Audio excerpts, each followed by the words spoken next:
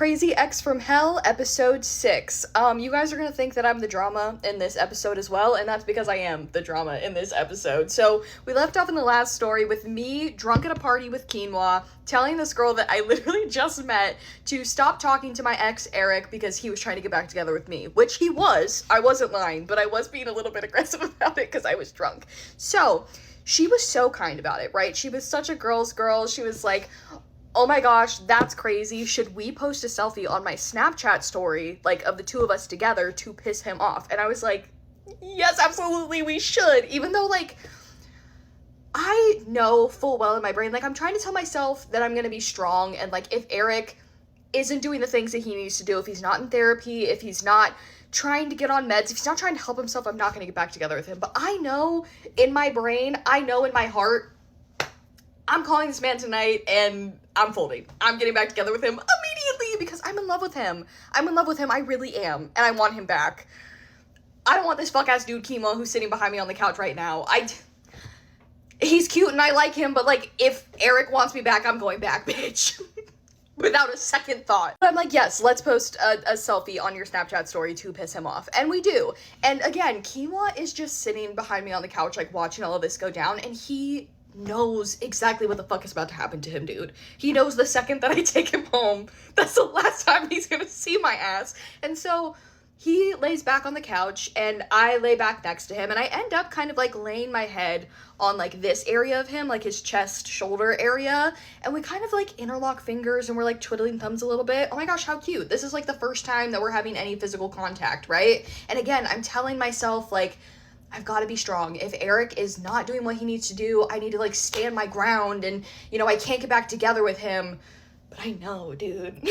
It doesn't matter what Eric says to me tonight when I call him, I'm getting back with him. Like, I'm telling myself I'm not going to, but I'm gonna. Anyways, after, like, 2 minutes of Quinoa and I laying on the couch together, twiddling thumbs or whatever, my friend who had thrown this party comes out to everybody, and she's like, hey, my sister just told me that she's coming home early, and she doesn't know that any of you guys are here. So I need everybody to sober up right now and figure out how the fuck they're getting home, because I need everybody gone within an hour's time. And I'm freaking out because I just finished another drink. I am certainly not good to drive home right now. So I'm drinking a bunch of water and electrolytes. I'm eating snacks. And eventually I get to the point where I'm like, okay, I feel good to get home, right? And don't ever do this.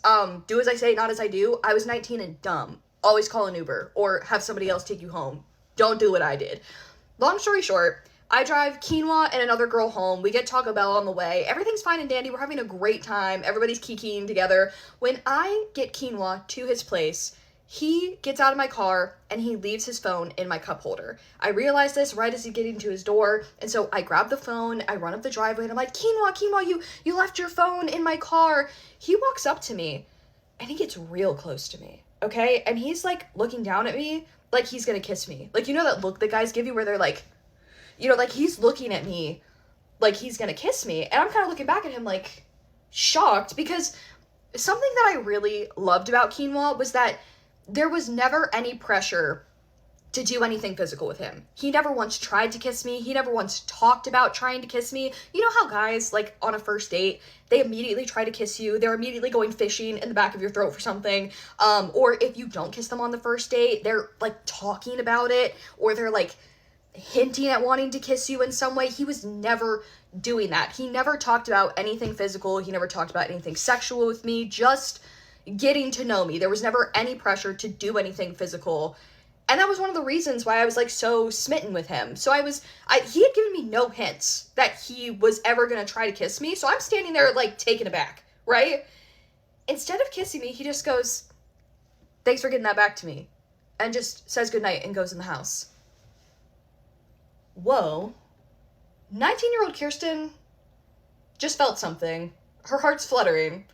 I'm, like, kind of giddy walking back to my car, but I'm also I'm going home to go call my ex that I am deeply in love with, and I'm 100% gonna get back together with him. So that's in the forefront of my mind, unfortunately. I get home, I call Eric, and we are on the phone for, I shit you not, 6.5 hours, okay? I called him at 1 o'clock in the morning. We didn't get off the phone until 7:30 when he was leaving for work.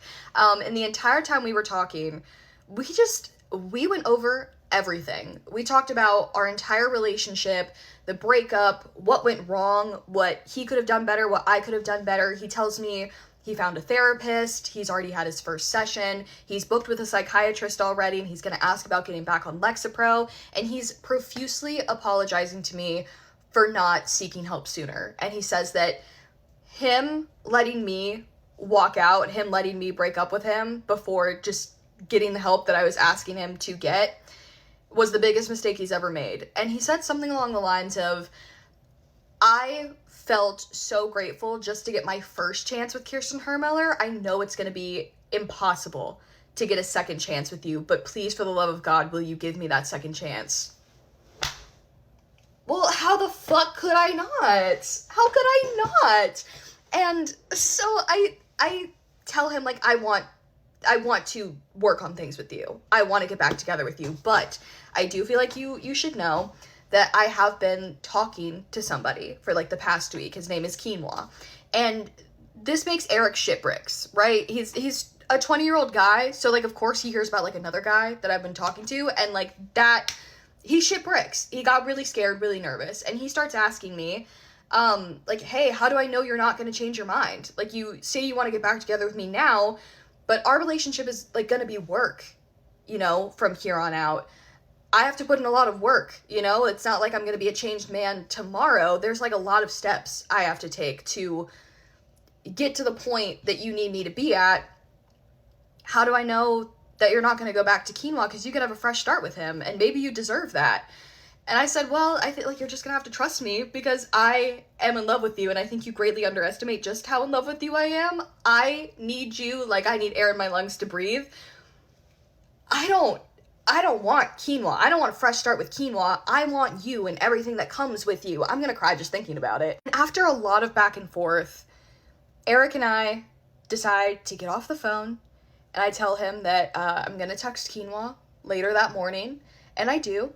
I text Quinoa, and I let him know everything. Like, hey, I've had a really great time with you this week, and I really like you. I think you're a great guy, but I am in love with Eric. You know, I have been for 9 months, and he wants to fix things, and he's actively putting in the work, and I gotta give him that chance. I gotta see it through.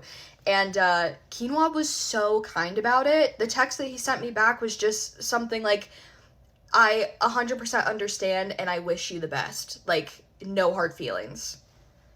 And that was it. And we didn't talk for months. Okay, I'm sorry this part was so long, but tune in for part 7.